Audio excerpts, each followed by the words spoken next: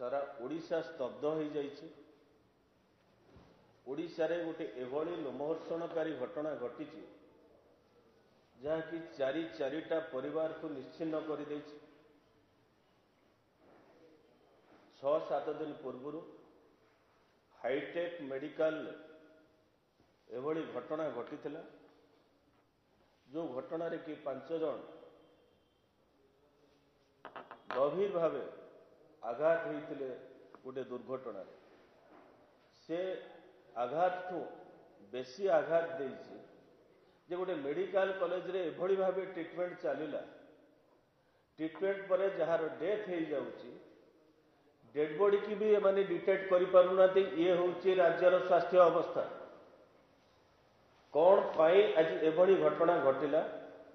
यदि प्रकृत लोक को माने ठीक भाव चिन्हट करिथांते ताहले तापाई आउ गोटे निरीह जीवन जाई नथंदा जने भद्र महिला।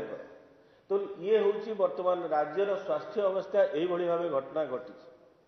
भारतीय जनता पार्टी पाखु आम दाबी रखुचु जे एथिरे जो माने दायी हाईटेक मेडिकल कर्तृपक्ष हो, राज्य पुलिस प्रशासन हो कि जी भी हो, कौन पाई वर्तमान सुधा गोटे फौजदारी मकदमा रुजु करना राज्य सरकार। तो राज्य सरकार एथिरे टालटुल नीति अवलंबन कर आम दाबी करुचु तुरंत जो भाई भाव पूर्वर गोटे घरोई मेडिकल कॉलेज रे जो निया लगी तार मालिक को बांधी दिल।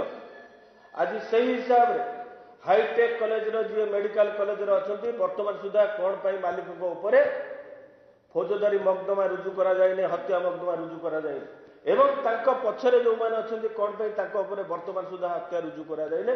आमे दाबी करूछु तुरंत हत्या मामला रुजु करा जाऊ एवं गिरफ्त करा जाऊ से जे ही थाउ ना कहीं। किंतु आमे सबु समय रे देखिचंती राज्य सरकार गोटे डबल स्टैंडर्ड पूर्व जदि जन को बांधीच एठी कहीं बांधी पारुन किए तुम हाथ को जागी देइछ ना। एठी ये महाशय होती विजु जनता दलर ये विजु जनता दलर विशेष कर जोटा कि मुख्यमंत्री निज जिला गंजाम जिलार ये भी तांकर गोटे विजु जनता दलर सोर्स ऑफ इनकम से एठी विजु जनता दल हाथ बांधिकी बसची।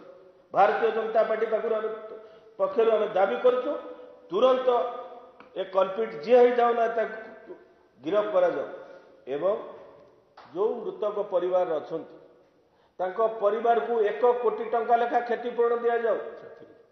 जी आहत होइचंती तांको मध्य समस्त खर्च तांकर चिकित्सा खर्च सी बहन करू एवं ये जो 1 कोटी टंका देवे प्रत्येक परिवार को एरिठू आदाय करके राज्य सरकार तुरंत भरणा करंतु ए कल्पिट